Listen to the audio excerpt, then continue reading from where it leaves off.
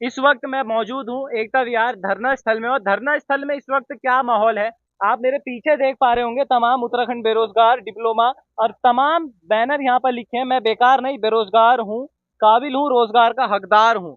और ये मांग जो यहाँ पर चलती हुई आ रही है, लगभग कई साल इस मांग को हो चुके हैं, लेकिन उसके बाद कि मांग कितनी पूरी हुई है तो ये किसी को नहीं पता है। लेकिन यहाँ से गिरफ्तारी जरूर लोगों की हो जाती है। बॉबी पवार इस वक्त हमारे साथ मौजूद है।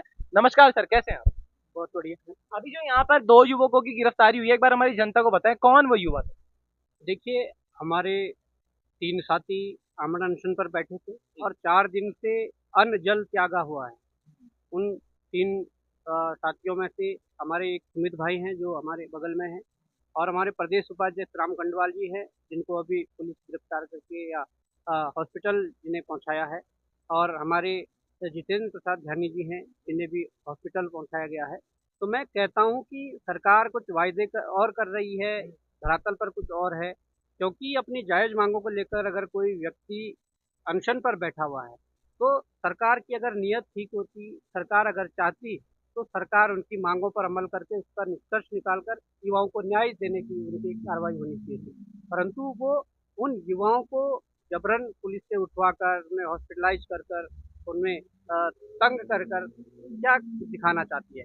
हम चाहते हैं कि युवाओं की सरकार मांग माने और कहीं न कहीं उन्हें न्याय दे, और ऐसा नहीं हुआ तो ये अनशन जो चल रहा है, इसमें कहीं न कहीं जायज़ मांग थी, वो पुलिस भर्ती में आयु सीमा बढ़ाने को लेकर हो, कि एपीआई स्कोर को हटाने को लेकर असिस्टेंट प्रोफेसर भर्ती की मांग हो, या हमारी जो तकनीशियन ग्रेड 2 की जो भर्ती है, जो 8-9 सालों से नहीं आई है, कि वो निकालने की भर्ती हो, या सीबीआई जाँच भर्ती घोटालों की जो मांग है, या तमाम जो बैकडोर एंट्रियों की जो रोक के लिए जो मांग है, वो हो।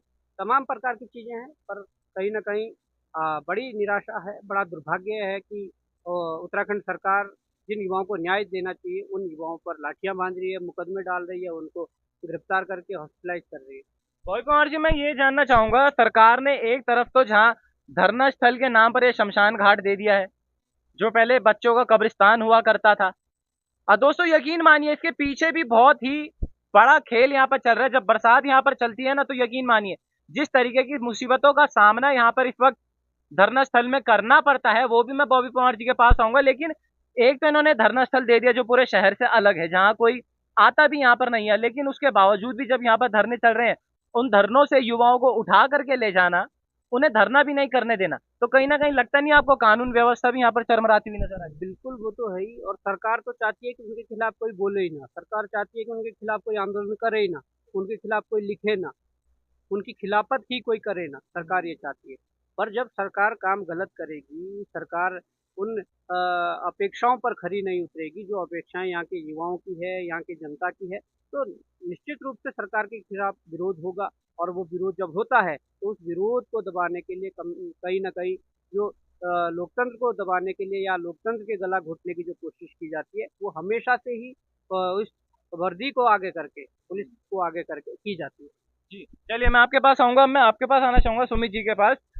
एक तरफ जहां तानाशाही का माहौल इस वक्त उत्तराखंड में चल रहा है, कि जहां पर धरना करने के बाद जब धरना चल ही रहा होता है तो वहां से दो युवकों को गिरफ्तार करके ले जा लिया जाता है, और जिस तरीके की बर्बरता यहाँ पर बरसाई गई थी, जो हमने वीडियो अपने दर्शकों को भी दिखाई है, तो क्या लगता है आपको, क्या दिखा रहा है उत्तराखंड सरकार, क्या छवि उत्तराखंड सरकार दिखा रही है और राज्यों के सामने हमारे राज्य? उत्तराखंड सरकार ये है युवाओं को मुद्दे का दबाने का काम कर रही है। और हम 3 लोग 4 दिन से धरना स्थल पर बैठे हैं अन्न जल त्याग के। जी। हमारी 3 प्रमुख मांगे यही है कि पहली हमारी मांग थी पुलिस कांस्टेबल में आयु सीमा की। दूसरी हमारी ऊर्जा विभाग में जेयू टीजी 2 की विज्ञप्ति जो 8 साल से जारी नहीं हुई है। जी। और तीसरी हमारी प्रमुख मांग थी कि एपीआई सिस्टम में असिस्टेंट प्रोफेसर की जो वैकेंसी है, इससे सिस्टम हटाया जाए। और हम 4 दिन से यहाँ अन्न जल त्याग के बैठे हैं। सरकार दमन करने की नीतियाँ अपना रही है। हमारे 2 भाई हुए हैं मेडिकल डॉक्टर, फर्जी रिपोर्ट देते हैं, बल्कि वो खुद कह रहे हैं बीपी दोबारा चेक हुआ उनका ठीक था। जबरदस्ती उठाने के लिए डॉक्टर फर्जी रिपोर्ट अपना बना के दे गए और उनको जबरदस्ती गाड़ी में डाल के यहाँ से ले गए, जो हमारा धरना खत्म हो जाए। फर्जी रिपोर्ट में क्या कहा गया था, क्या फर्जी क्या फर्जी हालत थी रिपोर्ट में उनकी? उनकी बीपी बढ़ा हुआ दिखाया उन्होंने, बल्कि वो खुद मुंह से कह रहे हैं दोनों, ध्यानी जी और ये गंडवाल जी, कि हम बिल्कुल फिट हैं। पर डॉक्टर ये है कि पुलिस भी अपना पल्ला झाड़ती है, पुलिस भी बचती है, डॉक्टर भी बचते हैं। डॉक्टर कह रहे हैं कि भाई हमारी तरफ से तो ये मेडिकल की वो अनफिट है, इसको हॉस्पिटल हॉस्पिटलाइज किया जाए।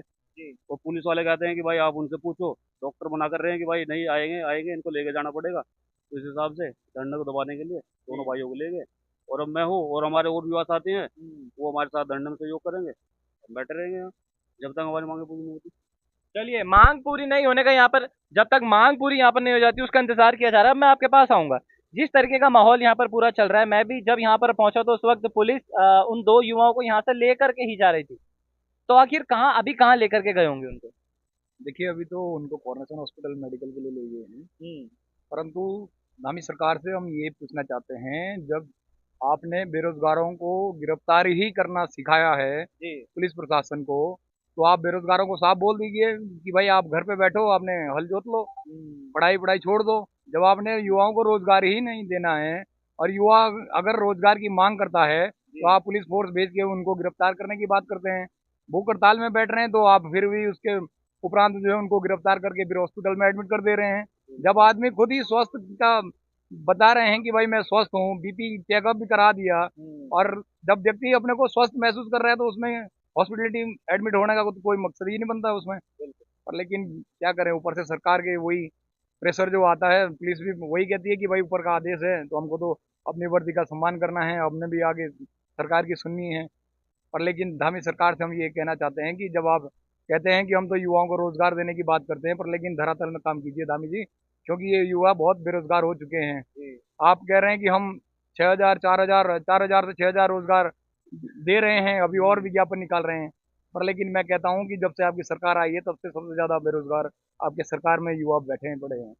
और कुछ ही दिनों में तो आपकी कुर्सी भी मंडराने वाली है। तो मुझे लग रहा है कि जिस दिन आप जनता के बीच में आएंगे तो मुझे मुश्किल लगता है कि आप किसी के शहर में भी घूम पाए पैदल रास्ते। चलिए, ये बात यहाँ पर बेरोजगार संघ से निकल के आ रही है। दोस्तों, यकीन मानिए, जो वायदा आपने अखबारों में छपवाया था, जो वायदा आपने अपने चुनावी एजेंडा में कराया था कि 4 से 6,000 युवाओं को यहाँ पर रोजगार मिलेगा, यकीन मानिए जो लोग इस वक्त इस वीडियो को भी देख रहे हैं, आप तमाम आपके बच्चे सरकारी नौकरियों की तैयारी कर रहे होंगे, लेकिन यकीन मानिए आने वाले समय में ये हाल हो जाएगा कि वो भी धरने पर बैठेंगे।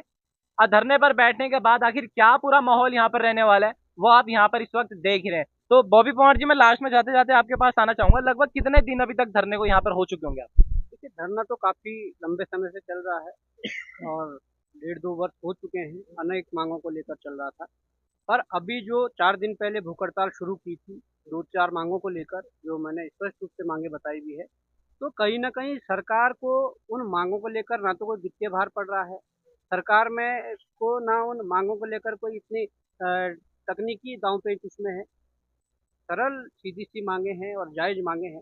सरकार को चाहिए कि उन मांगों को तत्काल रूप से मानते हुए युवाओं को न्याय देना चाहिए।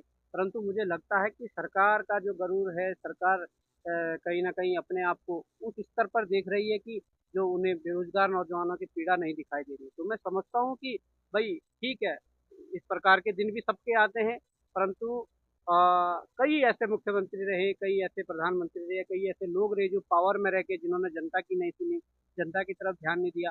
पर जब वो पावर से उतरते हैं तो उनका क्या नतीजा होता है, सारी चीज़ें वो आप इतिहास के पन्ने पर पलट कर देख सकते हैं। तो मुझे ऐसा लगता है कि धामी जी, अभी आप पावर में हैं, आप सब कुछ कर सकते हैं, बहुत साधारण सी चीज़ें हैं, आप कर दीजिए। और अगर नहीं करा तो समझ लीजिए कि इतिहास गवाह है उसके लिए कि बहुत सी चीज़ें ऐसी है कि जो भविष्य में कहीं ना कहीं जिसका पश्चाताप आप करोगे और जिसका पछतावा होगा। बिल्कुल। तो ये सारी घटनाक्रम मैंने इस वक्त आपको दिखाया एकता विहार से। तो दोस्तों, अभी के लिए बस इतना ही। आप भी अपनी क्रिया प्रतिक्रियाएं मेरे को कमेंट सेक्शन में बताइएगा। आखिर जो 2 साल से 1.5-2 साल से ये धरना यहाँ पर चल रहा है, उस धरने का असर जो आम जनमानस है उस पर किस हद तक और क्या असर पड़ा है। तो अभी के लिए बस इतना ही। तब तक आप बने रहे मेरे साथ और देखते रहिए पर्वतवाणी लाइव। धन्यवाद।